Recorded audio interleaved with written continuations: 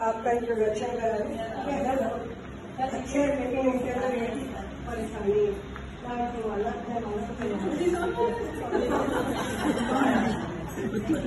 टोपी करवा दी पढ़ी तो पढ़ाई पर ब्रह्मचारी। वैसे ब्रह्मचारी बाबा के नाम से बहुत फेमस है ये, लेकिन भैया प्रेम जो है वो हमारे को बहुत परेशान करता है। जिधर देखो उधर नानियों की मारती रहते हैं। हाँ बोली,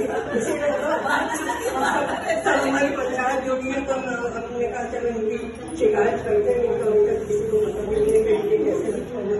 ऐसे है ये ब्रह्मचारी बाबू, लेकिन इनके लक्षण बड़े खराब है। लेडीज के हाथ बहुत अच्छे देखते हैं, भविष्य दिखाना तो आप लोग दिखा सकते बताइए। मुझे दान करे मोरा